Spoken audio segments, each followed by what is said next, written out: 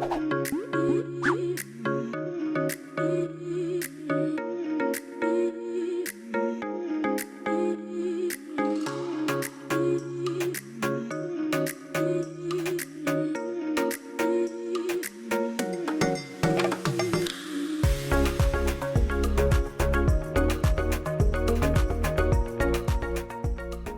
guys, we're at Rothersey Cemetery in the Dalla Road area, which opened in 1854. It's home to 58 First World War memorial graves. So let's head to our next location.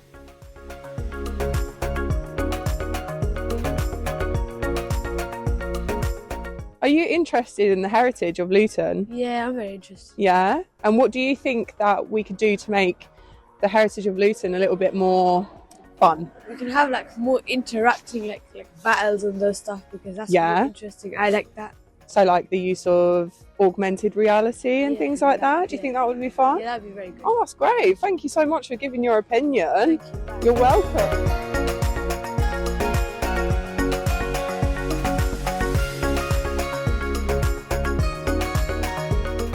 Did you know that Brantwood Park is the second oldest park in the whole of Luton, purchased by the council in 1894? So, let's go check it out.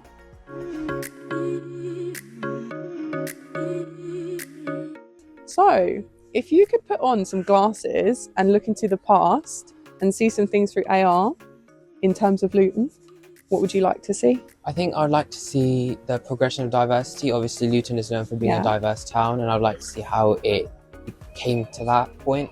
Love that. And then, if you were going to use AR to create something fun and interactive in Luton, what would you like to see? I think being able to animate old photos, you know, for visual thinkers, bring them to life. 100%. Thank you so much. No problem. See you soon. Bye.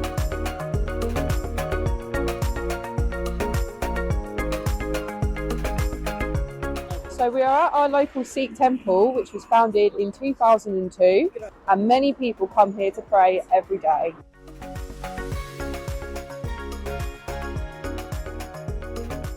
So, would you say that you feel connected to Luton's heritage or not? I'd say yeah, I am. Yeah?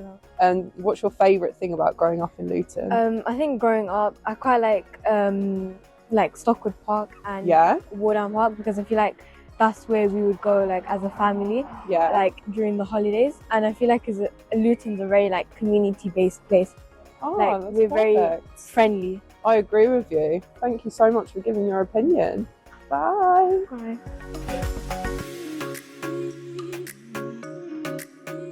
How are you? I'm good, how are you? Yeah, I'm really good, thank you.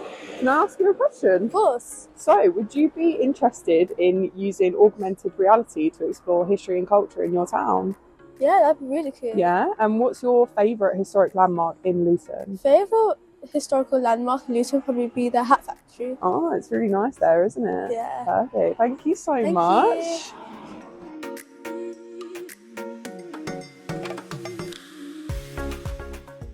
So we're here at St Peter's Little Park, which is the smallest park in Luton. It used to be home to St Peter's Church, and now people come here to relax and unwind after a stressful day.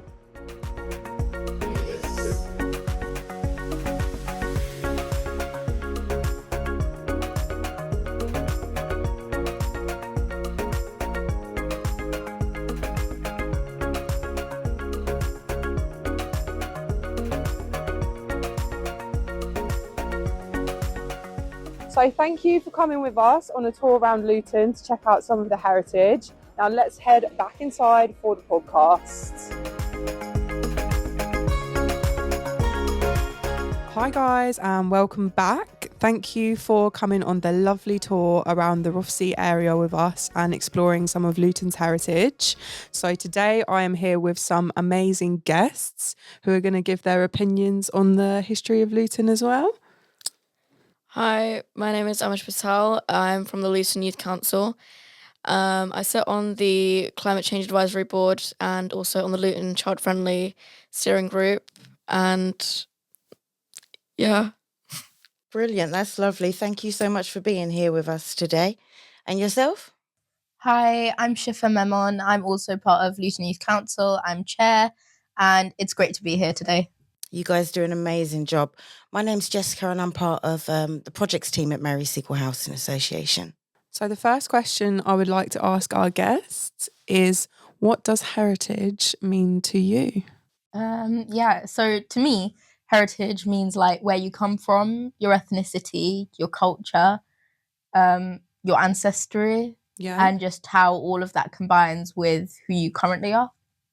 That's an amazing answer. It is, isn't it? And you? Yeah, I think Shifa really sort of summed it all up.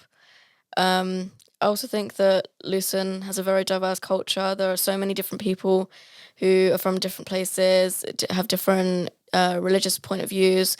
So many people speak so many different languages. So I think it's amazing that we have such cultural diversity in Luton. 100%, I agree. And that was going to follow me on to my next question.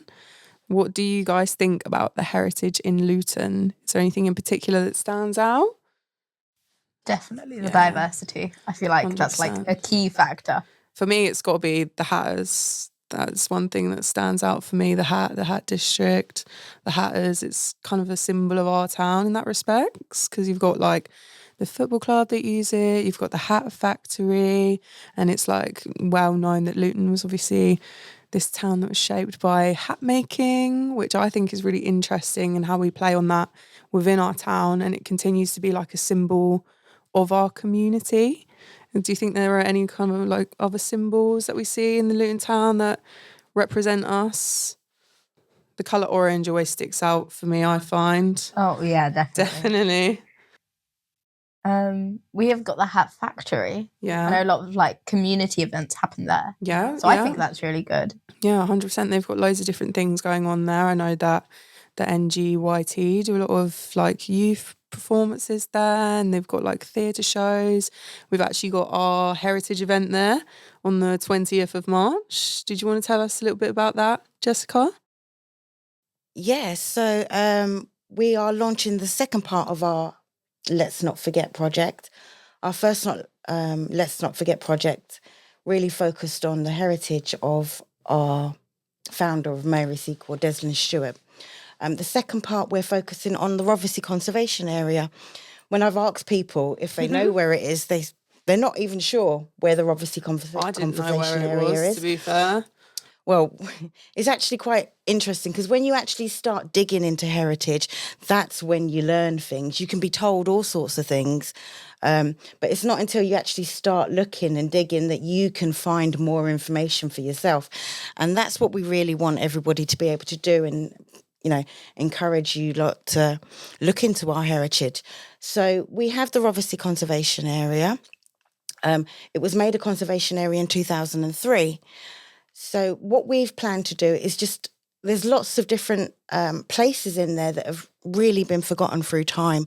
For example, a chocolate factory, the Brantwood Park was opened up. It was the second oldest park in Luton. So there's a lot of history there. So we're partnering with Revolution Arts and Three Counties Media. So they're going to help us to really make this come to life. Exactly. Boom. Come to life for our younger generation, especially with the media. So we're going to have a digital map that people can have. And on that map are going to be 7 key features. But in order, to find those 7 key features, we really want it to kind of be community driven. So we're going to have pieces of artwork. It could be a statue. It could be a painting. We're not sure as yet, because that's for everybody to decide. And then once we have those, there will be a QR code. We're working with augmented reality, and that's really going to bring the history to life. Okay, cool. That's Sounds good. Have you guys ever used any sort of AI, AR technology before? What about, the Meta Quest? You ever used one of them, VR? No. No? No, have no experience with them. And I think that is kind of the reason as well why we really want to use 100%. This way. Not everybody is aware of that, and it's such a great learning have the opportunity to use something like that. It is something new for our younger generation, for them to be able to embrace the heritage. And it does really make it come to life. You know, you're not just reading something, you can see something, and it kind of tells the story through that. Makes you feel a bit more like you're there, doesn't it? Yeah. If you're seeing something from the past and it's sort of coming to life as if it was in modern day.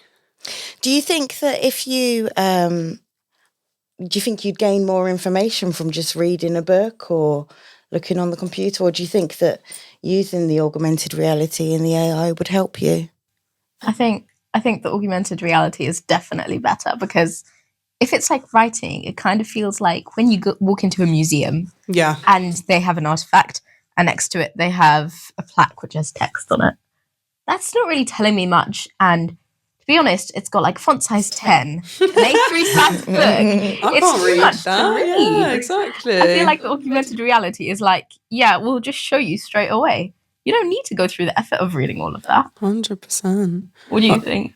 Yeah, I totally agree with that. However, I also believe that a lot of different people have different ways of interpreting information. They see information in different ways. They can learn in different ways.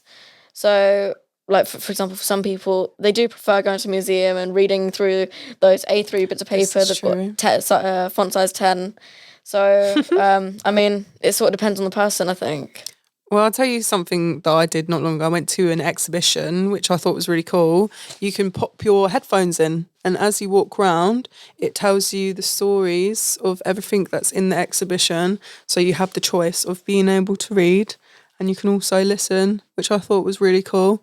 It just shows you how you can have a bit both in there at the same time and still kind of learn something new whilst using some snazzy technology. And I think as well, the fact that it is being co-produced with the community. So we're hoping that this way it will be what everybody wants.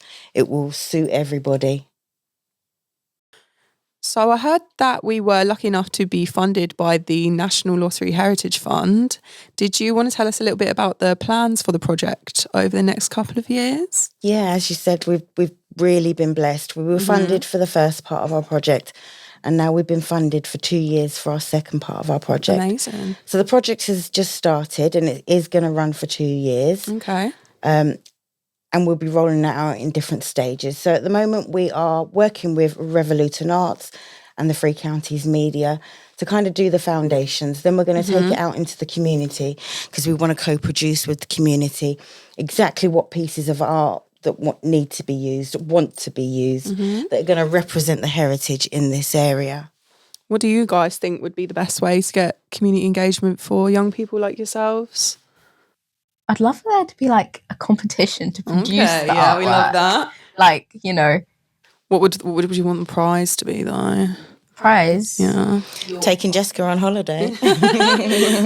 Your artwork gets featured. Yeah, that's a good one. Yeah.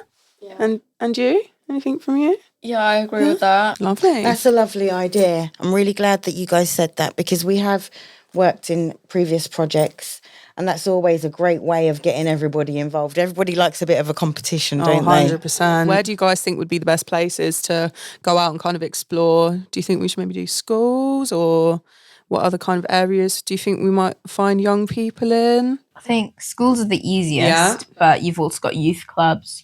Toko you could go to. Okay. And the other youth clubs around Luton. I feel like there's a lot of ways to reach young people. Also promoting it on social media. Yeah. I think that's a good idea too.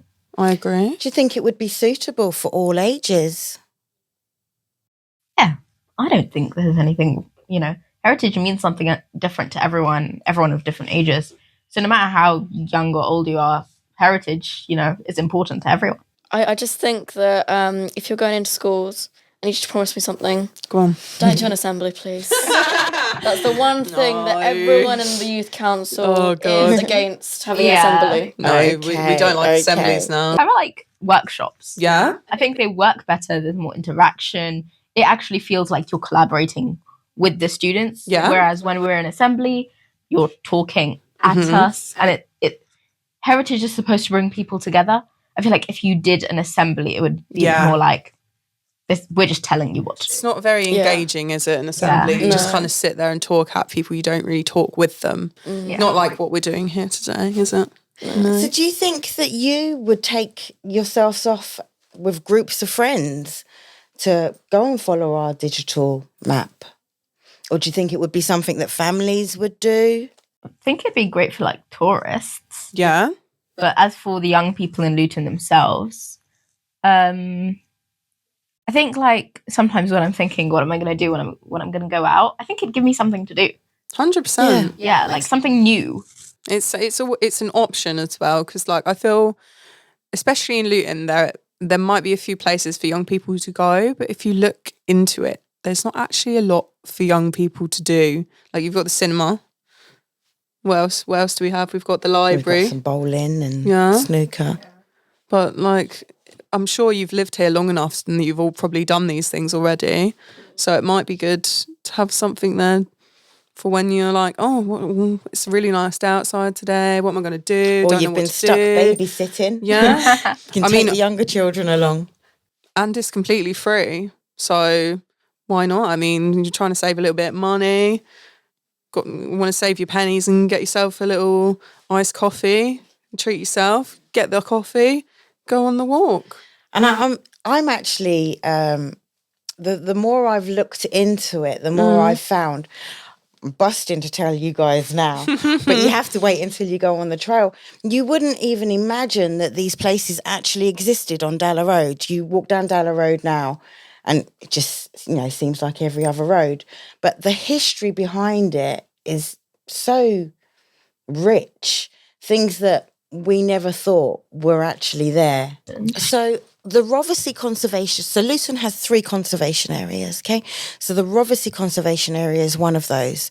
It runs down Dalla Road, down Cardiff Road, and the cemetery that you went to. So it's kind of just an area, but it was chosen by the council in 2003 because of its rich heritage. Jess, did you want to tell us a little bit about what a conservation area actually is? Okay. Do you guys have any idea of what a conservation area is?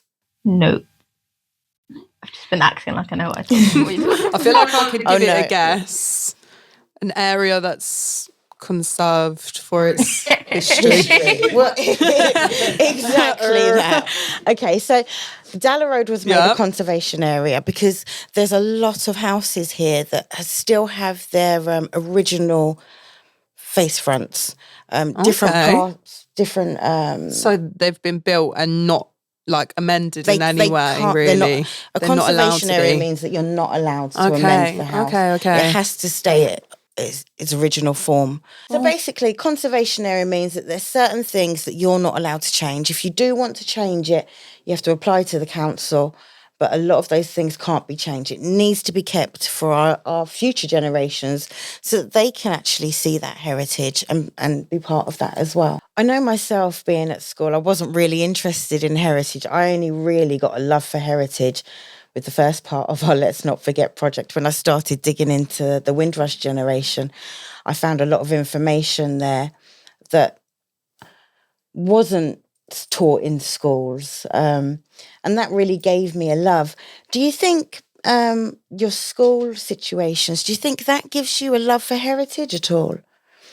Do you think they encourage you to learn about your local community? I don't personally, from my own experiences, I don't really believe that schools sort of educate us on this or really encourage us to learn about our local heritage. So, for example, the cemetery in the Dallow area, we went on the walk this morning. That was the first time I'd ever been in it, or I'd ever even seen it. I never even knew that. I didn't know it was there either. I didn't know it was there. Did you know it was there? No. No. No. Yeah, it's not really just that though. It's like they incorporate things like the history in the curriculum. Yeah. But I feel like sometimes schools can lose the bring it to life factor. Yeah. And I think that's really important. It gives you no sense of identification as well. I think if you're learning about history from like all these other countries and places around the world and a time period from a place that you've never even heard of, it's like, well, how do I relate to this? So I feel like that's why it's a good thing to know the heritage of your town, because at least that way you kind of know like what your community was built on and how you can like see that in this day and age, in the modern society. So you think it would be helpful for schools to teach a little bit more about local heritage? Yes, like I could tell you how the Mughal Emperor's civilization was, built, but I could not tell you the first thing about what Luton was like in like the earlier centuries. No. But I think it's important to know that. I agree. You feel a bit more community when you know more about your town. And that's why I feel like this project is really important to have in our town, because it's going to teach young people, not just young people, perhaps even older generations that might not know about Luton's heritage, about what actually it was like back in the day, And how we've built up. Yeah. How we've built from being such a small town. And Luton is a very old town actually as well. So it does have a lot of history. I think that Luton itself, for some people, even people that are living in Luton, but a lot of people that don't live in Luton as well, they don't really see Luton as like the best place to live. I agree. I think that seeing the heritage and the history and how it sort of shows how good of a place Luton actually is. It shows the roots of Luton. I think agree. that, yeah, I think this project would actually sort of pull people more across to seeing Luton as like a better place, sort of thinking, rather than, oh yeah, Luton, oh yeah, yeah, it's just, It's never great having to tell someone that you come from Luton, is it? No. It's not the most even fun. though I love this town, I think it's a great place to live. As bad of a rep as it has, I think this would definitely show people a different side of Luton, and that there are lots of good things in the area that we can focus on and celebrate. And I do agree with you, because now that I have been searching Luton's heritage, I do feel a little bit closer to Luton, weirdly. Because I know a little bit of its past. And I guess that's the same with people, isn't it? Unless you know a person's past, it's a bit harder to kind of understand them. And it's the same with Luton.